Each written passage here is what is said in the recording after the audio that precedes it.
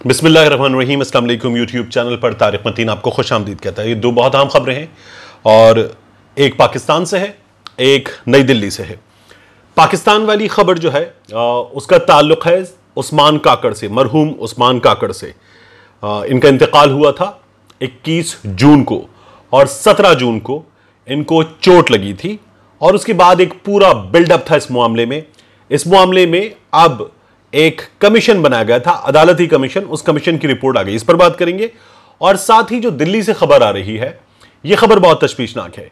इस तरह की खबरें गुज़श्ता कुछ अरसे में आती रही हैं, लेकिन इन खबरों पर बैनुल अक़वामी मीडिया का भी, पाकिस्तान के बहुत बड़ी तादाद में सहाफ़ियों का भी जो रवैया है, वो रवैया हमें मजबूर करता है। पाकिस्तान में लिबरल्स का खास तौर पर जो रवैया है, वो रवैया हमें मजबूर करता है कि इस मामले पर बात करें। पहले उस्मान काकड़ के मामले की बात कर लेते हैं। सेनेटर उस्मान काकड़ पश्तूनख्वा मिल्ली अवामी पार्टी के सूबाई सदर भी थे बलूचिस्तान के, और साथ ही पार्टी के जनरल सेक्रेटरी भी थे। ये 17 जून को अपने घर में गिरे और इन्हें चोट लगी। उस चोट के लगने के नतीजे में ये बेहोश हो गए और इन्हें कोयटा में पहले एक मेडिकल सेंटर ले जाया गया। इनकी कोयटा में एक सर्जरी हुई और उस सर्जरी के साथ साथ एक न्यूरो सर्जन ने इनका इलाज किया और फिर उसके चंद घंटों के बाद इन्हें मुंतकिल किया गया बिलावल भुट्टो जरदारी के कहने पर आगा खान अस्पताल कोयटा। ये आगा खान अस्पताल, माफ कीजिएगा, कराची। आगा खान अस्पताल कराची मुंतकिल हुए और यहां जेरे इलाज रहे और 21 जून को इनके इंतकाल की खबर आ गई। 17 जून को इनको चोट लगी थी, 21 जून को खबर आई। 17 से 21 जून के दरमियान जाइए और जाकर गूगल कीजिए, आपको ऐसी खबरें इनिशियली नहीं मिलेंगी कि उनकी जमात के लीडर्स, उनकी फैमिली के लोग, उनका बेटा खुशहाल इस बारे में कोई बात कर रहा है। मोहसिन दावड़ ने इस बारे में कौमी असेंबली के फ्लोर पर बात की थी और उसके बाद अगले रोज उन्होंने ये बात की कि उनके बेटे खुशहाल का कहना है कि उन्हें कत्ल किया गया है मुबैयना तौर पर। मोहसिन दावड़ ने ये बात की थी, मैंने इस पर वीलॉग किया था और आपको ये तमाम चीजें बताई थी। उसके बाद पश्तूनख्वा मिल्ली अवामी पार्टी के लोगों ने, महमूद खान अचकजई ने, पीटीएम के लोगों ने, जिनमें मंजूर पश्तीन हैं, मोहसिन दावड़ हैं और दीगर लोग हैं, इन लोगों ने यह कहा कि इन्हें कत्ल किया गया। इनके बेटे खुशहाल ने कहा कि इन्हें कत्ल किया गया है और इन्होंने इल्जाम लगाया पाकिस्तान के इदारों पर, पाकिस्तान की फौज पर, एजेंसीज पर कि इन्होंने इन्हें कत्ल किया है। यह अपने घर में, 2 मंजिला घर है इनका, वहां पर इब्तिदाई इत्तलात के मुताबिक सीढ़ियों से गिरे थे। बाद में इनकी जमात के बाज लोगों ने यह कहा कि इन्हें इनके घर में घुसकर मारा गया है। घर में खातून थी और एक 11 बरस की बच्ची थी और उस्मान काकड़ साहब 60 बरस की उम्र के घर में मौजूद थे। इब्तिदाई इत्तलात इनकी फैमिली की जानिब से और बाकी लोगों की जानिब से आई थी कि सीढ़ियों से गिरे थे। उसके बाद ये वावेला जो है वो बहुत ज्यादा तेजी से मचाया गया कि उस्मान काकड़ को मारा गया है। फिर उस्मान काकड़ का जो जसद खाकी है वो कराची से कोयटा पहुंचा। मुस्लिम बाग के इलाके में कब्रिस्तान की जमीन भी इन्होंने दी थी, वहां इनकी तदफीन हुई। बहुत बड़ी इनकी नमाज जनाजा थी और बहुत बड़ा इनका जनाजा था। महमूद खान अचकजई ने और इनकी जमात के दीगर लोगों ने फिर यह कहा कि इन्हें कत्ल किया गया है और हमारे पास सबूत हैं। उन्होंने यह कहा कि एक अदालती कमीशन बनाया जाए जो इस सिलसिले में तहकीकात करेगा और अदालती कमीशन की सरबराही करेंगे सुप्रीम कोर्ट ऑफ पाकिस्तान के जस्टिस काजी फाइज ईसा। एक कमीशन बनाया जाए, अदालती कमीशन बनाया जाए, सुप्रीम कोर्ट के जस्टिस काजी फाइज ईसा उसकी सरबराही करें या अक़वाम मुत्तहिदा इस कत्ल की तहकीकात करे। बलूचिस्तान की हुकूमत ने पेशकश की कि हम इस सिलसिले में जो भी बन पड़ता है करेंगे और तहकीकात कर लेते हैं इस मामले की।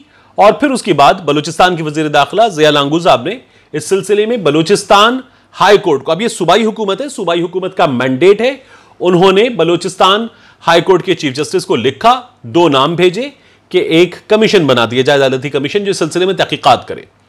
हाई कोर्ट के जज साहब ने जो 2 नाम थे उनमें से एक नाम शामिल किया, दूसरा नाम तब्दील किया और 2 जजेस पर मुश्तमिल कमीशन बना दिया। कमीशन का मैंडेट था कि वो इस सिलसिले में 1 महीने में अपनी रिपोर्ट मुरतब करके हुकूमत को दे दे, महकमा दाखिला बलूचिस्तान को दे दे। और फिर उस 1 महीने में इस कमीशन में कोई पेश नहीं हुआ। उस्मान खान काकड़ के घर से कोई पेश नहीं हुआ, उनके बेटे खुशहाल खानदान के लोग पेश नहीं हुए और उनकी जमात के रहनुमा महमूद खान अचकजई या दीगर लोगों में से कोई भी पेश नहीं हुआ। कोई सबूत पेश नहीं किया गया और अगर इन्हें बलूचिस्तान की अदालत के जज साहिबान पर भरोसा नहीं था, तो ये आज सोशल मीडिया का दौर है। ये सबूत अगर इनके पास कुछ थे तो वो सोशल मीडिया पर पेश कर सकते थे, लेकिन कोई सबूत पेश नहीं किया गया। और उसके बाद ऐसे हमारे सियासतदान जो खुद को लिबरल और एंटी एस्टैब्लिशमेंट सियासतदान के तौर पर प्रेजेंट करते हैं, उन्होंने ये कहा कि पेश ना होना इस कमीशन में किसी भी शख्स का यह जाहिर करता है कि लोगों का डिस्कनेक्ट है, हुकूमत के हवाले से डिस्कनेक्ट है, रियासत से डिस्कनेक्ट है, लोग एतमाद नहीं करते, इसलिए कोई भी पेश नहीं हुआ। मैं आपको क्लियर बता रहा हूं, 17 से 21 जून को उनकी वफात तक कोई खबर इस बारे में नहीं थी। फिर बाद में इस मामले को इस्तेमाल किया गया और अब इस कमीशन में कोई भी पेश नहीं हुआ है। हुकूमत ने बता दिया है कि यह मामला अपने अंजाम को पहुंच गया। कमीशन की रिपोर्ट बगैर किसी नतीजे के हमारे पास है, क्योंकि उस रिपोर्ट में कुछ है ही नहीं, उस कमीशन में कोई भी पेश नहीं हुआ। कोई सबूत अगर इनके पास था भी तो इन्होंने पेश नहीं किया, एक बात। और इसमें अब ये रियासत को, फौज को जिम्मेदार करार दे रहे, इनके पास कोई सबूत था ही नहीं। दूसरा जो मैं आपको एक वीडियो पहले दिखाना चाहूंगा, ये वीडियो आप में से बाज लोगों के लिए डिस्टर्बिंग हो सकती है। इस वीडियो में जो नारे लगाए जा रहे हैं उनमें से बाज नारे बाज मुसलमानों के लिए शदीद डिस्टर्बिंग हो सकते हैं, आप में से बाज लोग चाहें तो ना देखें। ये सीजे वॉलरमैन ने वीडियो पोस्ट की है और ये दिल्ली में पार्लियामान के बाहर सब कुछ हुआ है। पहले ये वीडियो देखिए।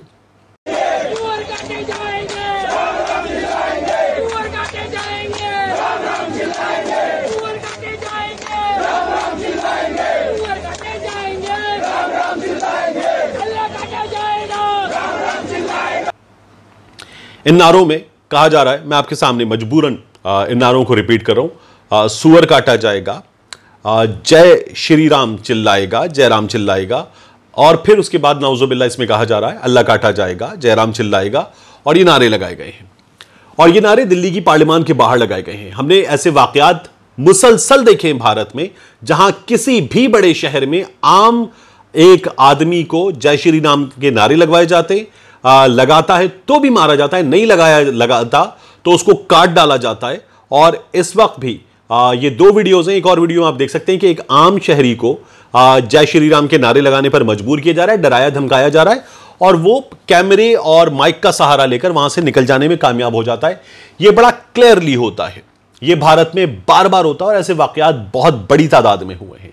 अब इन वाकयात को यहीं रोकिए और आ जाइए भोंग में, जहां गणेश मंदिर पर हमला हुआ। एक वाकया हुआ और उस वाकये के नतीजे में कुछ गुमराह मुसलमानों ने ज्यादती की और मंदिर पर हमला किया। इमरान खान ने, वजीर आजम पाकिस्तान ने कंडेम किया, हुकूमत पाकिस्तान ने कंडेम किया, पूरे पाकिस्तान की सोसाइटी ने कंडेम किया, और उस पर जो हमारे एक्टिविस्ट हैं ट्विटर पे दोस्त कपिल देव, उनसे माफी मैंने भी मांगी और बहुत सारे पाकिस्तानियों ने बड़े खुले दिल के साथ मांगी, और पाकिस्तान ने मंदिर वापस अपनी असली हालत में कायम कर दिया। इंडिया में क्या होता है हमने देखा है, मस्जिद शहीद की थी और उसके बाद मस्जिद के साथ मंदिर बना दिया गया, कब्जा हो गया मस्जिद की जगह पर, और ये हमारे सामने बड़ा क्लियरली हुआ। और अब उसी इंडिया में बैनुल अक़वामी सहाफ़ी आपको दिखाते, लेकिन खामोशी है, वहां इस तरह से बात भी नहीं की जा सकती। यह है हिंदुस्तान का पाकिस्तान का फर्क, जो बड़ा क्लियरली नजर आता है। पाकिस्तान में ये रवैये इस तरह से नहीं है, पाकिस्तान में भी मसाइल हैं, लेकिन उन मसाइल की नौयत और शिद्दत यकसर मुख्तलिफ है। जबकि भारत में ये चीजें जिस तरह से हुक्मरान जमात के अपने गुंडे करते हैं, उस पर खामोशी भारत में सहाफियों की, समाजी तंजीमों की, एक आम आदमी की इसलिए मुजरिमाना है कि ये बहुत बड़ा मुल्क है जो खुद को जमहूरियत का चैंपियन करार देता है, और वहां सेक्युलर भारत में ये सब कुछ हो रहा है, लेकिन खामोशी है। और इस पर आपको हमारे यहां शोर करने वाले लोग भी नहीं मिलेंगे। जबकि जो कुछ भारत में हुआ, जबकि जो कुछ भोंग में हुआ, माफ कीजिएगा, उसके नतीजे में जिस तरह का रवैया हमें नजर आया पाकिस्तान में, वो रवैया अफसोसनाक है। और जो पाकिस्तान की हुकूमत का, पाकिस्तान के हुक्मरान का, पाकिस्तानियों का रवैया था जवाबन, वो इंतहाई काबिल सताइश रवैया है।